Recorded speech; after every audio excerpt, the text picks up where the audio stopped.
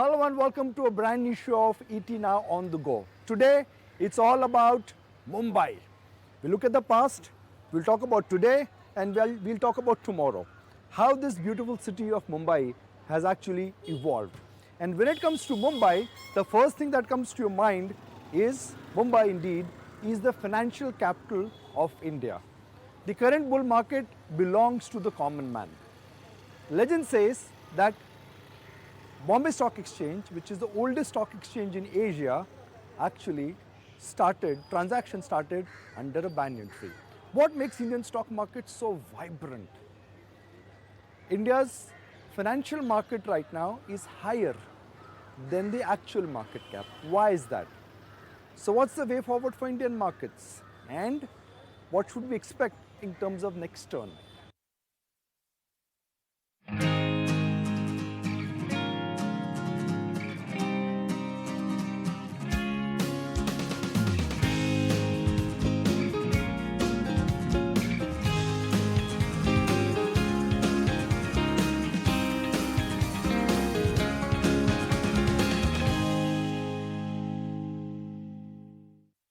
We are standing outside Bombay Stock Exchange, oldest stock exchange in Asia, which has seen many booms and many busts. But one thing has remained really common is the ability for Indian capital market to really stand tall. So what makes Indian stock market so unique? And given that we are in a vibrant bull market, what is the way forward for Indian stock market? And to really take that forward, it's my honor and my pleasure to bring on board someone who everyone loves. I have learned from, he's an original thinker and his word is always his bond, and I can vouch for it because every time we've requested him for time, well, he's always respected that despite his busy schedule. Thank you so very much for joining us. Welcome Nikunj, welcome to the BSE, and thank you so much for having me on your new show. Thank you very much. What's the first thing that comes to your mind? I mean, I can see your expressions are like a child in a candy store when I talk about BSE. You know, Nikunj, it's such a historic area that actually gives me goosebumps to come here. We just stand, this is like the epicenter of the Indian financial system. If you just stand here, you look north, you have SBI and RBI. You look east, westward, you have the House of Tatas, the House of Godrej is there. You go eastwards, you have the Indian hotels and the fabulous Colaba. You go back Bay Reclamations, where Hindustan Lever has its office, HDFC has its office. So we're right at the center of the financial revolution that's taken place in India. When I came in 87, 88, India was a backwater. The last street was the backwater in global financial markets. Today we are the third largest economy, headed towards the third largest economy, and the place to be. All eyes are on the last street. So it's been a lovely journey, and thank you so much for showcasing it. So we look here, there is SBI, we look there is the House of Tatas, but if I look up, there is the House of Damani, your office is there. Thank you, that is my old office, I did share it. And I must remind you, Nikunj, that too many people say that, you know, the village is your globe, but Paris is my hometown, to imitate Gertrude Stein. But the same way, I mean, I might have traveled the village, but Bombay is our hometown. And this building, this iconic BSE 25-story building, is the Eiffel Tower for investors. Because everyone who's come to make your money, from Dhirubhai Ambani to Narayan Murthy, you know, the streets maybe look like they're paved with asphalt, but actually they're paved with gold. And the rise of the Sensex perhaps redoubles my effort to say that. Because when I came, the Sensex was maybe 1,000. Below 1,000, it's now closer to 75,000. These the intraday swings are 1,000. Intraday swings 1,000. I mean, extraordinary journey. Some of the big corporations have gone from a few thousand crores to a couple of lakhs. And it all started in 91 day when Manmohan Singh presented his dream budget to Parliament. And that broke the ethos of static, regulated, slow growth economy to fast growth modern economy. So it's been an extraordinary journey for the last 30 years. What makes Indian stock market so unique and so resilient? Well, I think, let me tell you a bit of history which people may not remember. My father was in the stock market, and he's lived through very painful times, the Dividend Control Act, the China war when the markets were closed and there was no foreign investment coming into India. So they were non-existent out there. Then in 1977, the winds of change swept India. The Congress government was thrown out and a new Janta government came into power. And the industry minister used to be an old socialist called Mr. George Fernandez. And here where we learned the law of unintended consequences. Because what George Fernandez did was he told the MNCs in India at that time that either you dilute your shareholding below 40% or you get out and leave the country. So companies like IBM and Coke left India because they didn't want to dilute their shareholding. But companies like Colgate, Nestle, Hindustan Lever stayed on in India and gave shares to the public. And as history will record, these shares have gone on to become multi-baggers, 100x, 1000x, 2000x over a period of time. But they also gave India a good corporate governance. People understood how good companies behave, how good companies are managed. So we were 20, 30 years ahead of China in good corporate governance. And that is now reflecting in the markets because we have such a nice group of companies that follow the best practices globally.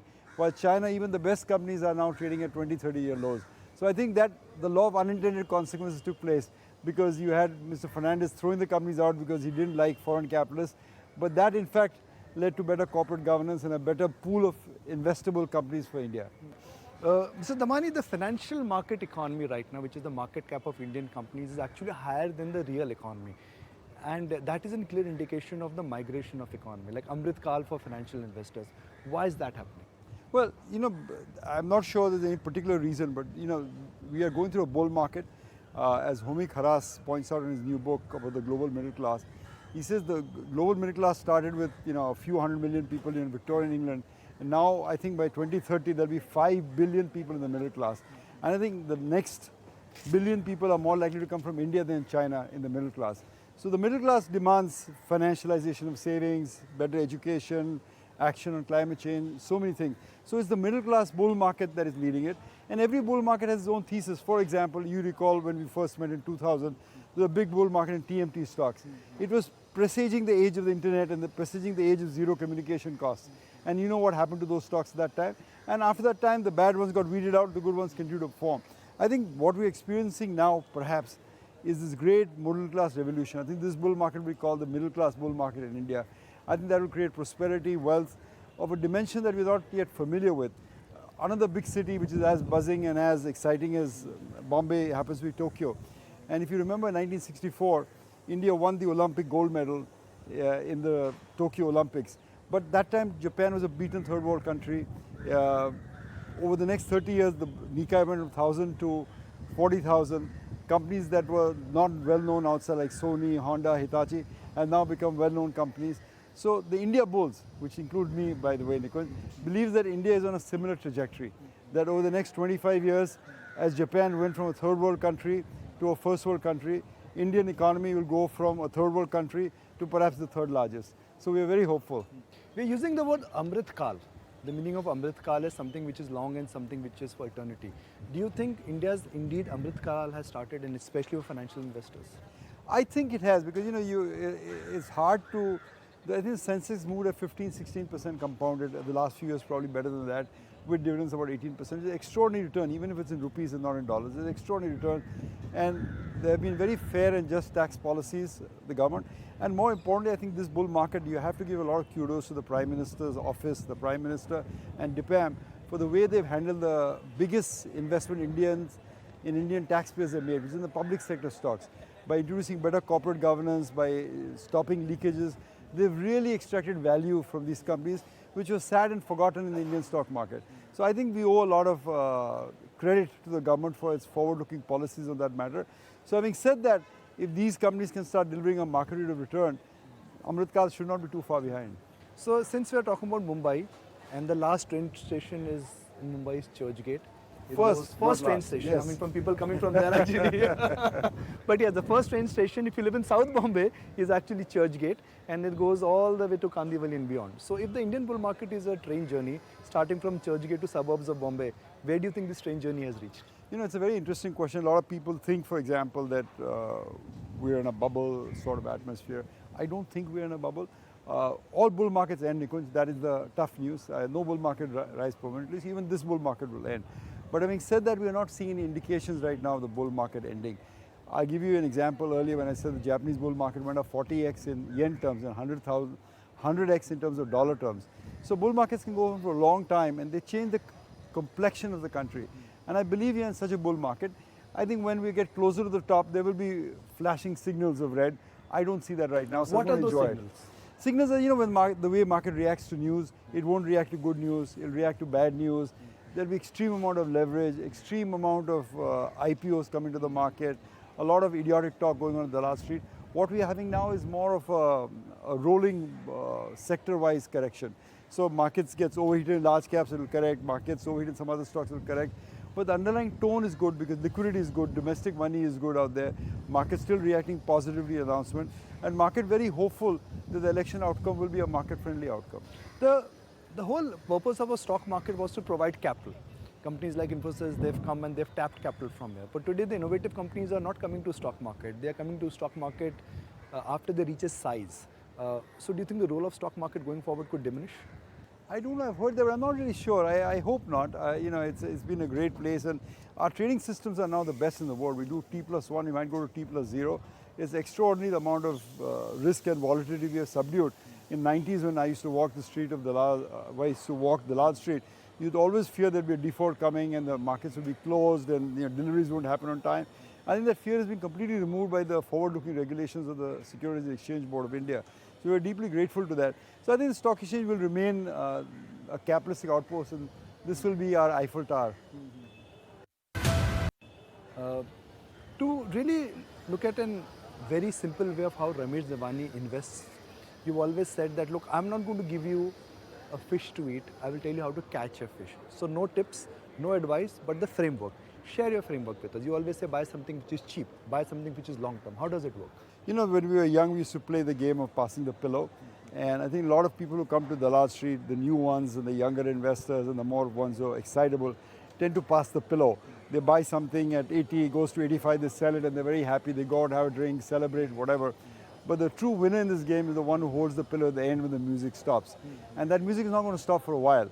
So you invest in great companies and give them a chance to grow. I've seen so many companies, Nikunj, that seem to have peaked out, then they correct maybe 30%, 35% after time, then they come back and make new highs. Good examples are companies like ITC, for example, or Lever or Reliance, which have conquered many a bull market and gone on to new highs. I think there are extraordinary amount of companies available in India with good corporate governance, good fundamentals, that will temporarily peak because of valuation go down. But the true winner making long-term wealth, and stock market is about making long-term generational wealth, will be the ones who hold on to that pillow to the end. I think, you can imagine what a financial conglomerate in America is worth and what it's worth in India, what a tech company is worth in America and work in India. I think if you start doing those numbers, you tend to be more patient and hold. So my advice, to come back to your question, to all new investors coming, is that if you have to trade, but only trade with a portion of your money. The rest, invest in a great business and believe in that business, hold on to it. Think you're not buying a stock or a price movement, but a piece of the business, and you want to hold that business. And the true wealth is sometimes created there. You've always said that the definition of a good business is that it should serve a purpose. It should solve a problem, it should be scalable, and it should be run by good guys. So which are some of the businesses you think are built to last business? One of the lovely books you've shared with me, Built to Last. Let's apply that in real life. Yeah, I think clearly you want cash flow. And the way the capitalistic cycle works is that all business go bad after a period of time. You remember Eastman Kodak. The market for photography has exploded. Yet Kodak, which is the most well-recognized brand name in photography, has imploded. It's no longer even traded out there. They didn't see the change coming. So people who think of themselves very narrowly perhaps tend to get, defocused. So you don't think of yourself as being in the railroad business or the airline business, but in the transportation business. You don't think of yourself being in the movie business or the television business, but think of yourself as in the entertainment business. So you want to find businesses that have a broad application and have good cash flows to support the yield. And you buy them cheap. I think one of the big myths about this bull market that started was that a lot of people started espousing the theory that we only buy quality and we only buy quality at any price. That's a big myth out there because, everything has a price. Especially the market is known to weigh a price for everything. So you obviously want to buy a great quality business, but when it's available at attractive price. So the stock market is a great discounting mechanism. It discounts everything at a price. And you find a bargain, you can get on and step onto it. So don't make that mistake of saying I only want, to give you an example, companies as the quality of Lever and Infosys did not give returns for 10 years to investors because if you bought them at the wrong price. So buy it at a good price. So a good business at a great price held will almost certainly make you money. Why do stock markets follow a cycle? There was a time, which was a couple of years ago, quality at any price. It really worked. Now PSUs have made a comeback. There was a time when TMT did rather well. There was a time when real estate stocks were doing very well. Why does it happen? It's the nature of the business. It's the nature of the beast, if you will. One thing I always tell to explain to people is distinguish between risk and volatility. Risk is a chance of you permanently losing capital, and you can't afford to do that. Volatility is the nature of the beast. As you said, we were down 1,000 points the other day. It seems like a lot, 1,000 points. Oh my God, what's happening out here? And think of the other way around. If you had told me when COVID started, the next 4 years there'd be 2 wars going on globally. COVID would ravage all the continents. India would go through its own cycle of so many problems. You wouldn't have taken the bet that India would be 3x up. But the fact is the index is 3 up. So market rewards the patient investor, the good investor, and businesses find a way to be resilient and come back. And I think that's what they're doing. I think this is, of course, a multitude threads in this, but one of the threads, of course, is the great growth of the middle class that I told you, that is powering up. So I think Buffett often talks about what he called the ovarian lottery, that he was lucky that he was born to white parents in America. I think this generation of Indians should feel very lucky that we're at the right place at the right time. So I have to take the clock really forward here. We're in 2024, let's say in 2040. Dalal Street would be there. I'm sure we'll be interacting with you. What kind of India do you emphasize? Because with each cycle, the market cap construct of the market changes. What was blue chip, that's no longer the blue chip. What was blue chip in 1995 is no longer the blue chip of 2020. How do you see the construct of the market changing in next 10 years? Well, it's very difficult. I mean, every bull market provides its leadership, like I said. So I told you, this bull markets, let's say with the public sector stocks, with the consumption theme, with the BPO people. We don't know what the next bull market, I cannot foresee what the next bull market would, but there's one thing I do believe, that the capitalist system translates or transmits between fear and greed, that people are going to be afraid to buy stocks and people are going to be rushing to buy stocks, okay? And when they're fearful, we want to be stepping up to the plate and buying and putting our capital to work, because at the end we have a deep belief in the abiding nature of capitalism in India.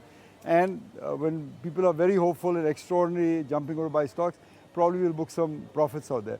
But I often say that the 3 Ds that are powering India are what I call democracy, demographics and digitization.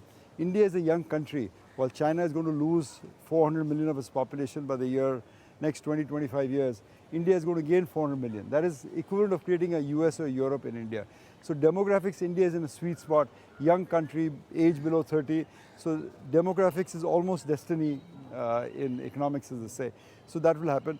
Democracy, I mean, America is still litigating the 2016 election, or some say even the 2000 election. Who won it? Was it Bush or was it Gore? Who won Florida? They don't know. And in India, we have elections, results come in 12 hours, people accept the results and we move on out of that. So I think democracy is enshrined in India. I think people are now seeing the advantage of that. When you go to a capitalistic system, you can have major companies like Alibaba, one day by the wrath of a bureaucrat, completely assigned to the dustbin. Whereas in India, the democracy is slower, but it's more jurisprudence going on out there. So that is always good out there. And so you put democracy, demographics, digitization. You know, when Neil Armstrong came to the moon, and I was a young kid of 12 years old, he said this is a small step for man, but a huge leap for mankind. I think digitization is India's huge leap. What has happened is allowed us to transform a chronically under infrastructure country to a beautiful infrastructure, because it relies on digital this thing. So whether it's UPI, Aadhaar, biometrics, pay by electronically, UPI, that is transforming the nature of economics and how we're doing business. And that is still underappreciated. So I think that is one part that's helping the domestic economy, this digitization. The other part is that a lot of home mortgages, for example, loan processing, airline ticket processing, Google Maps, all are coming to India to be done by boys in the offices in Hyderabad and Bangalore and Pune and Nagpur, as you say. And that's an extraordinary revolution. They're getting good paid jobs. America just reported 3.5% unemployment rate. They don't have people at $20 an hour minimum wage. Here you can pay them $20 probably a day and probably less than that, and get a very high quality workforce. Cost of telecommunications zero, cost of office space is pretty attractive in India. So this business will boom in India. So I think the third leg of this 3-legged stool, democracy, demographics and digitization, is what's propelling this long-term story out of India. There's another D, the Damani effect. You're too kind to me. Tell us a story which you've not told anybody about Dalal Street, about your experience every time you would walk from here to your office. You know, I think on a more somber note rather than a more exciting note, I think one of the hardest days was, I think in '93, when there was a bomb blast that ripped through BST, and these were the streets. You know, you could walk through. A lot of my vendors that I knew and a few of the colleagues I knew were injured on that day. It was heartbreaking. But there's good and bad time to story. The good part is the resilience. The market didn't even close, it opened as soon as possible. I think Sharad Pawar was the chief minister and he made sure that the BSE opened. He realized the importance of the BSE as a resilient factor in that day. And the BSE, I don't even think took a break. They opened, I think it happened on a Friday, they opened on a Monday for regular trading hours. I mean, it's very high security, but they did open. But also this building was constructed by a company called Larsen, you know, and it withstood the impact because the institution created to withstand impacts, not only economics, but also in this case a bomb impact, you know. And the market, you know, the building survived, you know, everyone was safe in the ring. Imagine that bomb had pierced through the trading ring. The entire generation of Indian financial leaders would have had a 9/11 on their hands. You know, we all survived because of the construction of genius of some Indian companies. So we're truly grateful for that. So when it comes to Mumbai, it's financial markets, it's Bollywood, it is food, and it is real estate. What else comes to your mind? Because you're a Mumbaikar. I'll tell you about food though. I'll tell you a story which you said something nobody knows about here. We just walked down this lane a little bit.